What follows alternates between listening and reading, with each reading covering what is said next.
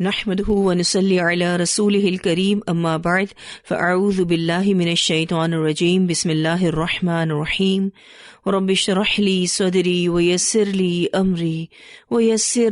امري واحلل عقدة من لساني يفقهوا قولي رب زدني علما اللهم فقهنا في الدين اللهم انا نسألك حبك وحب من يحبك والعمل الذي يبلغنا حبك اللهم ارزقنا اخلاص الہی آمین۔ لیسن نمبر 130 سورہ ابراہیم آیت نمبر 1 to 17 انشاءاللہ۔ سورہ ابراہیم مکی سورت ہے اور آپ صلی اللہ علیہ وسلم مکہ میں بہت مشکل دور سے گزر رہے تھے، اس وقت ہی یہ سورت ہے۔ تو نبی اکرم صلی اللہ علیہ وسلم کو مشکل ٹائم میں انبیاء کے واقعات سنا کر تسلی اور ہمت دی جا رہی ہے، اور پھر یہ کہ دو چیزوں کو سامنے رکھ کر حق اور باطل کو اس صورت میں واضح کیا گیا ہے۔ بسم اللہ الرحمن الرحیم، الف لام را حروف مقطعات ہے۔ کتابن، یہ ایک کتاب ہے، مراد قرآن ہے۔ انزلناہ، نازل کیا ہم نے اس کو، الیک، آپ کی طرف، لتخرج الناس، تاکہ آپ نکالے لوگوں کو، من الظلمات، اندھیروں سے، الی النور، روشنی کی طرف، باذن ربہم، ان کے رب کے اذن سے، یعنی ان کے رب کی دی ہوئی توفیق کے ساتھ، ان کے رب کے دیے ہوئے حکم کے ساتھ، الی صراط العزیز الحمید، طرف راستے کے بہت زبردست، بہت تعریف والے، یعنی رب کے۔ اللہ سبحانہ تعالیٰ کی دو بہترین صفات اس آیت کے آخر میں بیان ہوئی ہیں۔ اب یہاں اس آیت میں قرآن کے آنے کا مقصد بتایا گیا ہے، لتخرج الناس من الظلمات الی النور، اور یہاں ظلمات سے مراد شرک، کفر اور جہالت کے اندھیرے ہیں۔ تو اس کتاب کے ذریعے لوگوں کو اندھیروں سے نکال کر نور کی طرف لایا جائے، اور نور سے مراد ایمان، ہدایت اور علم کا نور ہے۔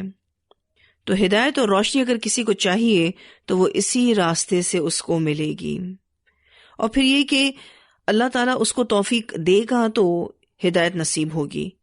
کتاب سے ہر کسی کو ہدایت نہیں ملتی، جو اس کو خالص نیت کے ساتھ ہدایت کے لیے پڑھے گا تو اس کتاب سے فائدہ حاصل ہوگا۔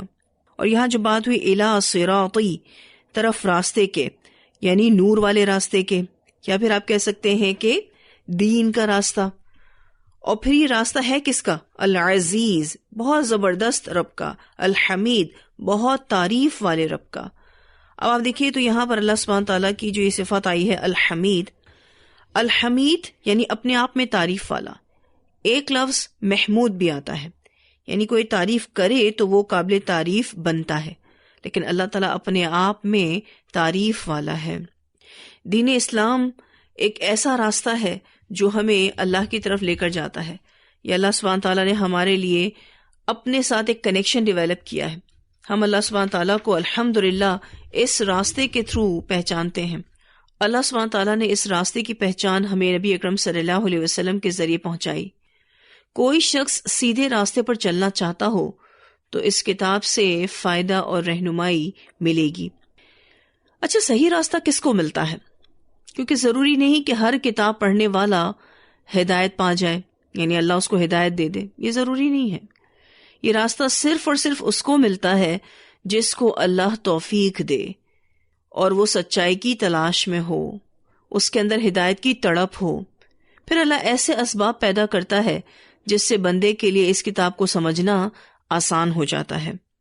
اور یہ جو بِإِذْنِ رَبِّهِمْ ہے یہاں پر، یہ بہت خاص نقطہ ہے اس آیت میں، کہ ہدایت صرف اور صرف اللہ دیتا ہے اور کوئی نہیں دے سکتا۔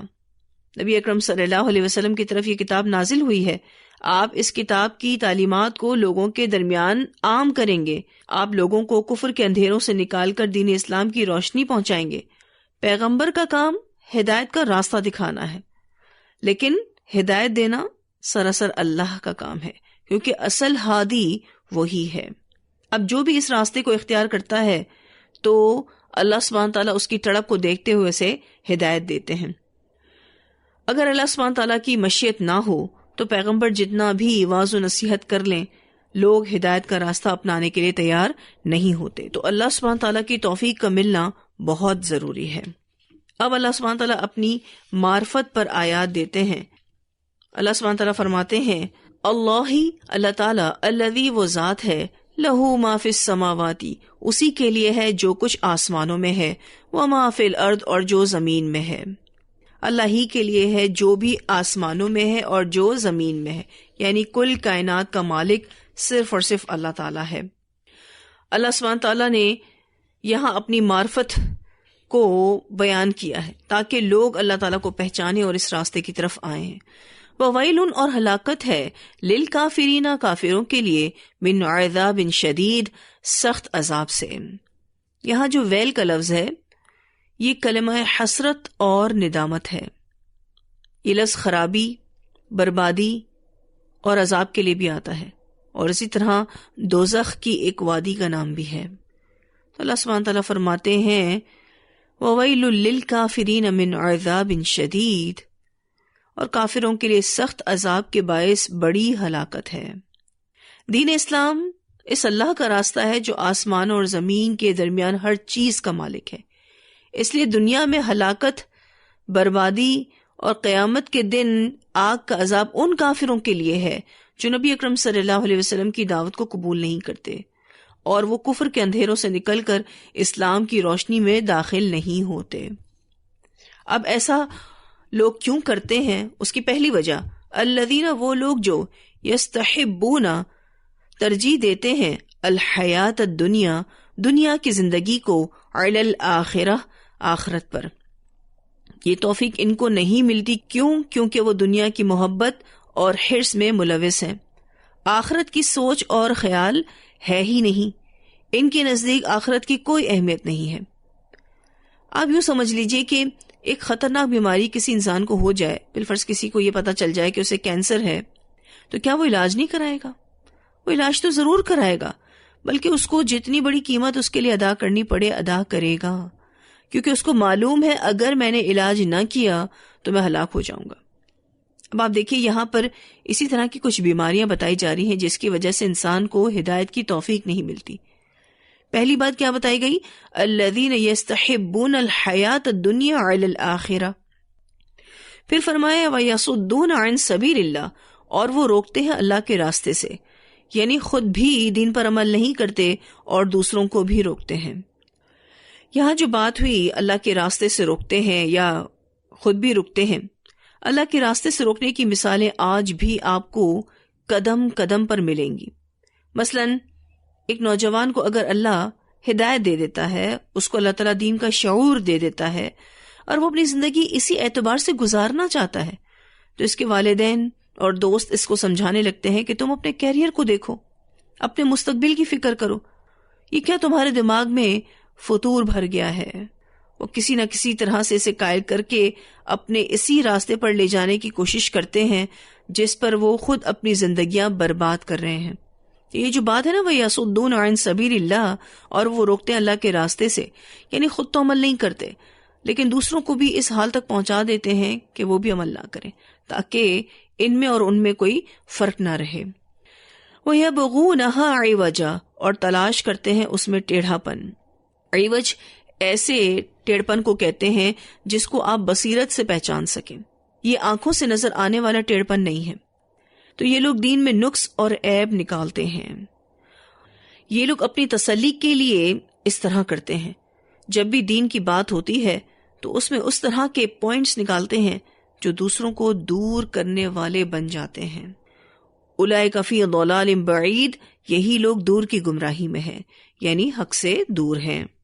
یہ لوگ اب دین کی طرف واپس پلٹیں، یہ بڑا مشکل امر ہو گیا. اور آپ دیکھیے کہ یہ جو حصہ ہے آیت کا الذین یستحبون الحیات الدنیا علی الآخرہ، بڑا ہی اہم حصہ ہے. یہ آیت کا حصہ ہم سب کو دعوت دیتا ہے کہ ہم میں سے ہر شخص اپنے گریبان میں جھانکے اور اپنی ترجیحات کا تجزیہ کرے کہ اپنی زندگی کو کیسے گزار رہا ہے، بہترین صلاحیتیں کہاں لگ رہی ہیں، یہ مال کہاں لگ رہا ہے، اولاد، گھر اور بھی جتنی نعمتیں اللہ تعالیٰ نے دے رکھی ہیں وہ کہاں لگ رہی ہیں. کیا وہ آخرت کو کمانے کے لیے لگ رہی ہیں؟ کیونکہ اگر آخرت کی فکر نہیں ہے تو یہ معاملہ انتہائی گڑبڑ کا شکار ہے. اور آپ ویسے بھی دیکھیے کہ بہت سارے لوگ کہاں دین کو فالو کرتے ہیں. وہ یہی کہتے ہیں کہ یہ دنیا ہے، آپ یہاں کی رنگینیوں میں کھوئے ہوئے رہتے ہو، آپ اس کو انجوائے کر لو، یہ جب ختم ہو جائے گی تو پھر آپ انجوائمنٹ نہیں کر سکو گے. تو اس طرح کی باتیں وہی لوگ کرتے ہیں جن کو آخرت کی کسی قسم کی فکر نہیں ہوتی. اور اس کا آفٹر ایفیکٹ آپ دیکھیے وَيَصُدُّونَ عَن سَبِيلِ اللَّهِ اور وَيَبْغُونَهَا عِوَجًا. اللہ تعالیٰ فرماتے ہیں اولئک فی ضلال بعید، یہی لوگ دور کی گمراہی میں ہیں. وما اور نہیں ارسلنا بھیجا ہم نے من رسول کوئی رسول الا مگر بلسان قومہ اس کی قوم کی زبان میں، لیبین لہم تاکہ وہ بیان کرے ان کے لیے. ہر پیغمبر اپنی قوم کی زبان بولتا ہے، اور یہ اللہ تعالیٰ کا خاص لطف و کرم ہے کہ اس نے انہی میں سے ایسے پیغمبر بھیجے جو انہی کی زبان بولتے تھے تاکہ یہ اپنے نبیوں کی بات کو سمجھ سکیں. اس لیے ہر پیغمبر اپنی قوم کی زبان بولتا ہے تاکہ لوگوں کو وہ بیان کر سکے اور لوگ اس کی بات سمجھ سکیں. فَيُضِلُّ اللَّهُ پس بھٹکا دیتا ہے اللہ مَن یشاء جس کو چاہتا ہے، وَيَهْدِي مَن یشاء اور ہدایت دیتا ہے جس کو چاہتا ہے. اللہ سبحانہ تعالیٰ حقیقت حال بیان کرنے کے بعد، حجت کو تمام کرنے کے بعد جسے چاہتا ہے ہدایت دیتا ہے اور جسے چاہتا ہے ہدایت سے دور کر دیتا ہے. یوں سمجھ لیجئے گمراہی کے مستحق کو گمراہ کر دیتا ہے اور جو ہدایت کا اہل ہوتا ہے اسے ہدایت سے نوازتا ہے. وَهُوَ الْعَزِيزُ الْحَكِيمُ اور وہ بہت زبردست ہے، بہت حکمت والا ہے. یہاں پر اللہ سبحانہ تعالیٰ کی جو صفت آ رہی ہے العزیز، یعنی جو چاہتا ہے وہ ہوتا ہے. اللہ تعالیٰ جو چاہتا ہے وہ ہوتا ہے اور جو وہ نہیں چاہتا نہیں ہو سکتا. اور حکیم ہے اپنے افعال میں، اپنے اقوال میں. پھر اللہ سبحانہ تعالیٰ فرماتے ہیں وَلَقَدْ اور البتہ تحقیق ارسلنا بھیجا ہم نے موسیٰ علیہ السلام کو بآیاتنا اپنی آیات کے ساتھ، مراد 9 معجزات ہیں. ان یہ کہ اخرج نکال قوم کا اپنی قوم کو من الظلمات الی النور اندھیروں سے روشنی کی طرف، یعنی اپنی قوم کو خیر کی دعوت دو تاکہ وہ جہالت اور ضلالت کے اندھیروں سے نکل کر ہدایت کی روشنی اور ایمان کی بصیرت کی طرف آئیں. وَذَكِّرْهُمْ اور نصیحت کرو ان کو، یاد دلاؤ ان کو، بِأَيَّامِ اللَّهِ اللہ کے دنوں کے ساتھ یا پھر اللہ کے احسان کے ساتھ. یہاں بِأَيَّامِ اللہ سے پہلی مراد اللہ کی نعمتیں، اس کے احسانات اور نشانیاں ہیں. یعنی ان کو اللہ کے احسانات اور انعامات اور نشانیاں یاد کرائیں کہ اللہ نے انہیں فرعون کی قید اور قہر سے، ظلم و ستم سے نکال کر دشمن سے نجات دی، ان کے لیے دریا میں راستے بنا دیے، پھر یہ کہ بادلوں کا سایہ ان کے لیے کیا گیا، ان کے لیے من و سلوہ اتارا گیا، اور بھی بے شمار نعمتیں ان کو ملی. تو اللہ سبحانہ تعالیٰ فرماتے ہیں کہ ان کو اللہ کے احسانات اور انعامات یاد کرائیں. بِأَيَّامِ اللہ سے دوسری مراد قوموں پر آنے والے عذاب ہیں، یعنی قوموں کی ہلاکت کے واقعات مراد ہیں، عبرت کا سامان رکھنے والے تاریخی واقعات. یعنی آپ اپنی قوم کو ان واقعات کے ساتھ عبرت دلائیں، یہ ان واقعات کو سن کر سبق حاصل کریں. پھر اللہ سبحانہ تعالیٰ فرماتے ہیں ان فی ذالک بے شک اس میں لآیات البتہ نشانیاں ہیں، لکلی واسطے ہر صبارن بہت صبر کرنے والے، شکور بہت شکر کرنے والے کے لیے. بے شک اس میں نشانیاں ہیں، کس کے لیے؟ ہر صبار کے لیے، ہر شکور کے لیے. اور اب دیکھیے تو یہ دونوں جو کوالٹیز آئی ہیں مبالغے کے صیغے کے ساتھ آئی ہیں، یعنی بہت زیادہ صبر کرنے والا، بہت زیادہ شکر کرنے والا. یہاں جو صبار لفظ آیا ہے، صاد بارا اس کا روٹ ورڈ ہے. صبر، منفی رویوں سے خود کو بچانا، جو مشکلات میں صبر سے کام لے، اور آگے جو صفت آ رہی ہے شکور، یعنی شکر کرے، خوشحالی کی حالت میں شکر کرے، تو اللہ سبحانہ تعالیٰ اسے اپنی نشانیاں دکھاتا ہے، یعنی اس کے ایمان کو مزید مضبوط کرتا ہے. یہ جو صبار کی بات ہوئی، یہ آخری درجے کا صبر کرنے والا شخص ہے. آپ دیکھیں تو پیغمبر صبر کی بہترین مثالیں ہیں۔ پیغمبروں کے ساتھ ان کی قوم نے جھگڑا کیا اور ان سب نے صبر کیا، تو اللہ تعالیٰ نے کامیابی انہی کو عطا کی۔ تو ان کو دیکھ کر انسان اپنے حالات میں صبر کرنا سیکھے۔ ہم میں سے کوئی بھی پیغمبروں کے درجے کو تو نہیں پہنچ سکتا، لیکن اللہ سبحانہ تعالیٰ نے نبی اکرم صلی اللہ علیہ وسلم کا اسوہ حسنہ ہمیں اسی لیے بتایا ہے تاکہ ہم ان کو فالو کریں۔ تو یہ آخری درجے کا صبر کرنے والا شخص ہے، اور پیغمبروں کی مثال آپ لے سکتے ہیں کہ جب ان کی قوم نے ان سے جھگڑا کیا تو انہوں نے صبر کیا اور اللہ تعالیٰ نے ان کو کامیابی دی۔ ان کے حالات کو دیکھ کر ہمیں اپنی تربیہ لینی ہے۔ صحابہ کرام کے واقعات پڑھتے ہیں تو کیا دیکھتے ہیں؟ وہ اپنے ہر معاملے میں صبر کرتے تھے، اور جب ہم اپنے کسی معاملے میں صبر کرتے ہیں تو وہ ہمیں ان صحابہ کے مقابلے میں حقیر نظر آئے گا۔ ہم کہیں گے ہم نے کیا صبر کیا، ہماری کیا پرابلمز ہیں۔ پرابلمز تو پہلے کے لوگوں پر زیادہ بڑی آئیں۔ تو ان صحابہ کرام کے بارے میں علم حاصل کرنا ضروری ہے، ان سے بڑی موٹیویشن ملتی ہے۔ تو اصل کامیابی اس کو حاصل ہوتی ہے جو حق پر جمع رہتا ہے، اور حق پر جمنے کے لیے صبر کرنا پڑتا ہے۔ ایک بات یاد رکھیے گا، وہ صبر جو واویلے کے ساتھ ہو تو وہ مجبوری ہے، صبر نہیں۔ تو خود کو منفی رویوں سے بچانا ہے۔ اور یہاں جو شکور کی بات ہوئی، اس کا پہلا معنی یہ ہے سامنے یعنی ظاہری نعمتوں کا شکر گزار۔ پھر اسی طرح سے دوسرا معنی باطنی نعمتوں کا بھی شکر گزار، یعنی نہ نظر آنے والی نعمتوں کا شکر گزار۔ پھر اسی طرح سے مصیبت میں بھی اللہ کا شکر ادا کرنے والا۔ پھر یہ کہ جو نعمتیں اس کے پاس نہیں اس کا بھی شکر ادا کرنے والا۔ اس اعتبار سے ہم سب اپنا شکر چیک کر لیں کہ جو نعمتیں ہمیں نظر آتی ہیں کیا ہم اس کا بھرپور شکر ادا کرتے ہیں۔ پھر یہ کہ کتنی نعمتیں جو ہمارے مائنڈ میں نہیں ہیں، چھپی ہوئی ہیں، نظر نہیں آتی ہیں، کیا ہم اس کے بھی شکر گزار ہیں؟ کیا ہم مصیبت میں شکر کرتے ہیں؟ کیا ہم ان نعمتوں پر جو ہمارے پاس نہیں ہیں اس پر شکر کرتے ہیں؟ اچھا، اس پر شکر کیسے بنتا ہے؟ وہ ایسے ہے کہ وہ نعمتیں اگر اللہ تعالیٰ نے ہمیں نہیں دیں تو لازمی طور پر اس میں ہمارے لیے بھلائی ہے۔ اس بات پر بھی اللہ کا شکر ادا کرنا۔ تو بہترین حصہ آیت کا اللہ سبحانہ تعالیٰ فرماتے ہیں ان فی ذالک لآیات، بے شک اس میں البتہ نشانیاں ہیں، لکل صبار شکور، واسطے ہر بہت صبر کرنے والے، بہت شکر کرنے والے کے لیے۔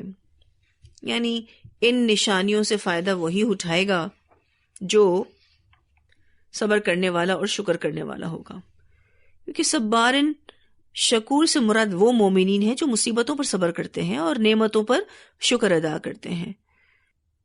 تو جیسے ہی ان کے سامنے پچھلی قوموں کی بربادی اور عذاب کا ذکر کیا جاتا ہے یا پھر اللہ کی نعمتوں کے بارے میں بتایا جاتا ہے تو وہ فوراً الرٹ ہو جاتے ہیں، اپنا محاسبہ کرتے ہیں اور صبر اور شکر کی زندگی اختیار کرتے ہیں۔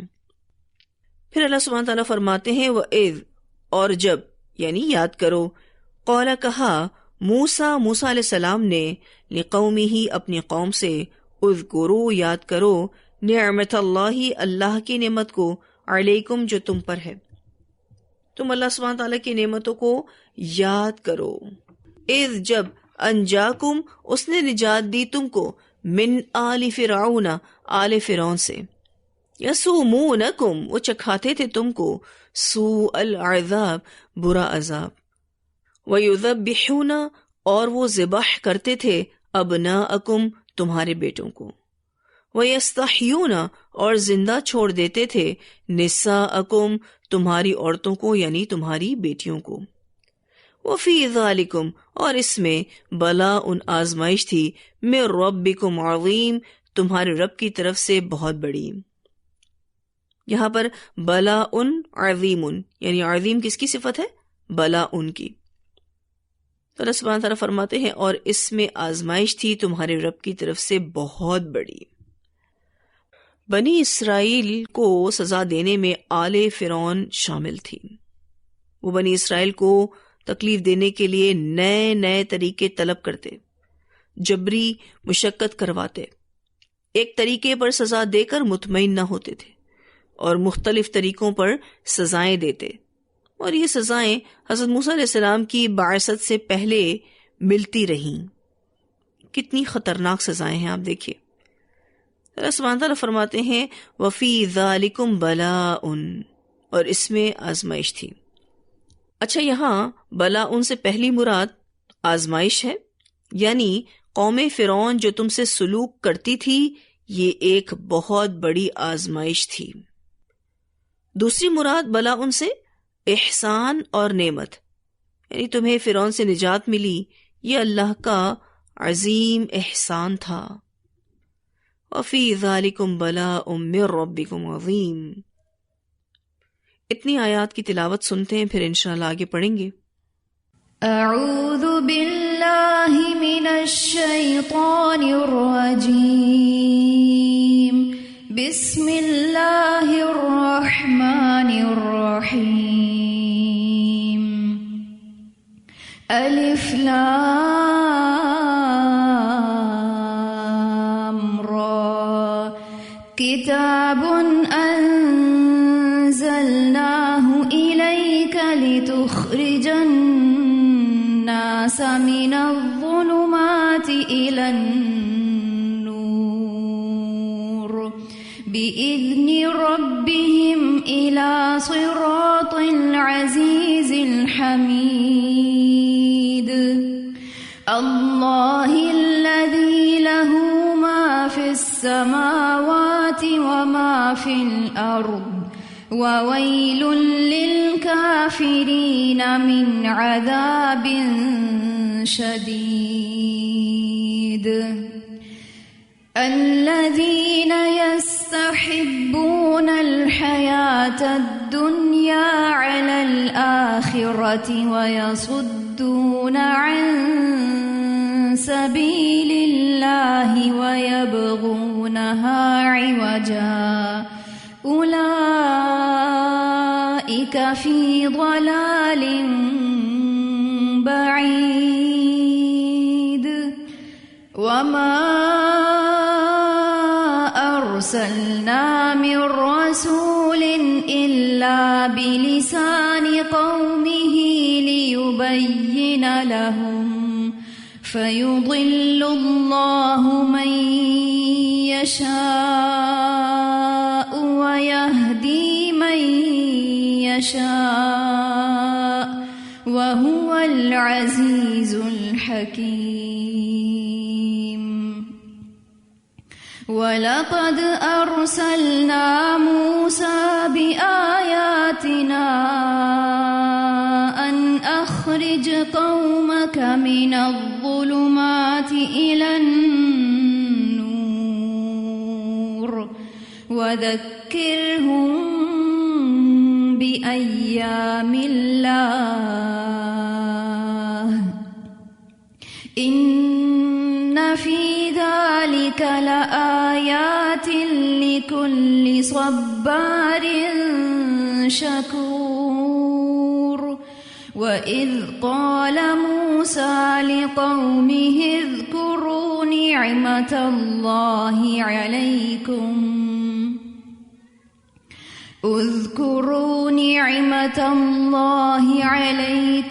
إِذْ أَنْجَاكُمْ مِنْ آلِ فِرْعَوْنَ يَسُومُونَكُمْ سُوءَ الْعَذَابِ وَيُذَبِّحُونَ أَبْنَاءَكُمْ